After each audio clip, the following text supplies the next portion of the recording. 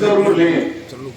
हम संकल्प लें पर्यावरण को बचाने का, हम संकल्प लें अपने आंदोलन को मजबूत करने का, और हम संकल्प लें अपने जो किसान नेता हैं जिन्होंने इस पौधे को लगाया था उनके सपनों को पूरा करने का, किसानों के जो तमाम हमारे मुद्दे और मांग हैं उनके लिए हम और मजबूती से संघर्ष करेंगे और मजबूत संगठन बनाएंगे। और मैं मानता हूं कि इन सब के लिए हम काम करेंगे तो यही चौधरी मांगेराम मलिक जी को सच्ची श्रद्धांजलि होगी। इससे बड़ी कोई श्रद्धांजलि उनके लिए हो नहीं सकती। साथियों, जो हमारे पूर्वज हैं, जो योद्धा है, चाहे वो जन्म जयंती का कार्यक्रम हो, चाहे वो पुण्यतिथि का कार्यक्रम हो, ऐसे कार्यक्रम होने चाहिए। ऐसे कार्यक्रमों से जो युवा पीढ़ी है उसको भी मोटिवेशन मिलता है, उनको भी पता चलता है कौन चौधरी मांगेराम मलिक थे, कौन चौधरी घासीराम नैन थे, कौन चौधरी महेंद्र सिंह टिकैत थे, कौन चौधरी छोटू राम थे।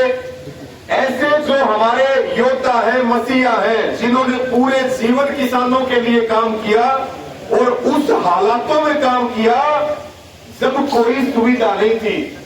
आज तो मोबाइल है, आज जो है बड़ी बड़ी गाड़ियां हैं, आज एक बात बोलते हैं तो एक चीज मांगते हैं तो दो मिलती हैं। लेकिन उन्होंने अभावों में काम किया और किसानों का जो झंडा है और सरकारों पे दबाव बनाया, सरकारों को ये बताया कि किसान की महत्वता क्या है, और किसान को ये बताया कि तुम्हारा भला अगर कोई कर सकता है तो सिर्फ और सिर्फ यूनियन भला कर सकती है, कोई राजनीतिक पार्टी और राजनीतिक व्यक्ति आपका भला नहीं कर सकता। तो बारंबार हम नमन करेंगे चौधरी मांगेराम मलिक जी को।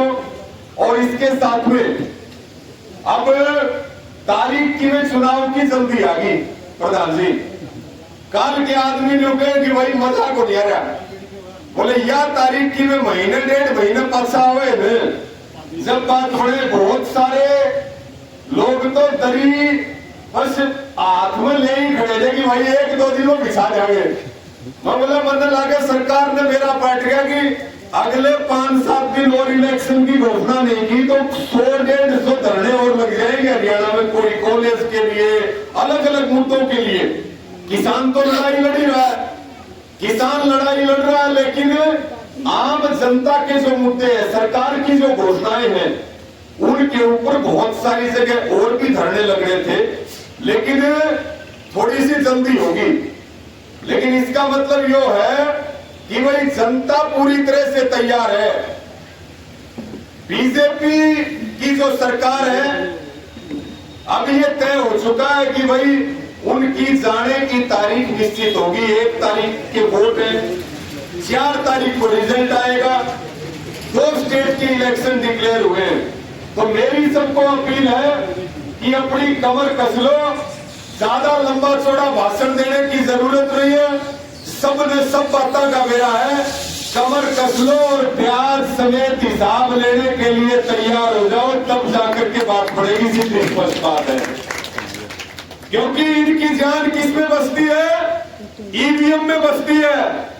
और इनकी ताकत सिर्फ इतनी है कि आप अंगूठा दबाओगे तो ये इनके पक्ष में दबाओगे तो ताकतवर बढ़ जाएंगे और इनके खिलाफ दबाओगे तो कमजोर बढ़ जाएंगे। इसलिए मेरा निवेदन है 45 दिन का समय और 45 दिन चुटकियों में निकल जाएंगे।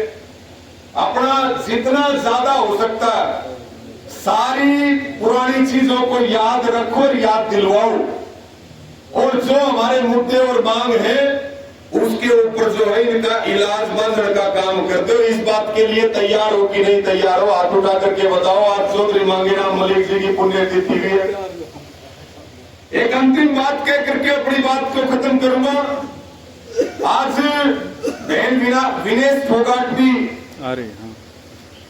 10 बजे का समय था एयरपोर्ट का, और आज लगभग एयरपोर्ट से लेकर के और उनके गांव तक अभी 2-3 जगह मेरी भी बात हो रही थी, आज हजारों लाखों की संख्या में हमारी बहन का स्वागत करेंगे, क्योंकि एक साजिश और षड्यंत्र से उनको हराने का काम किया।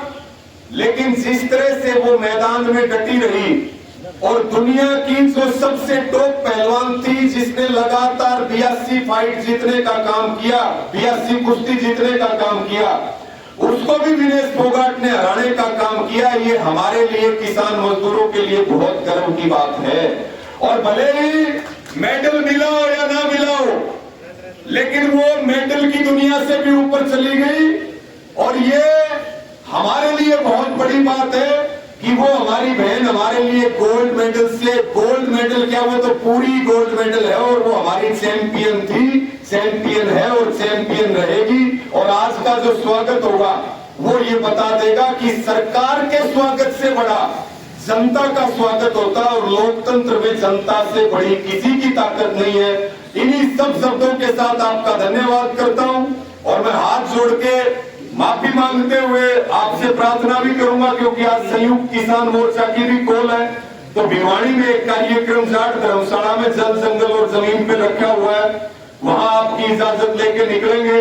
लेकिन आज चौधरी मांगेराम जी की पुण्यतिथि थी, तो इनसे बड़ा कोई काम नहीं है। सबसे पहले इनको फूल चढ़ा करके और आगे के कार्यक्रमों की शुरुआत करेंगे।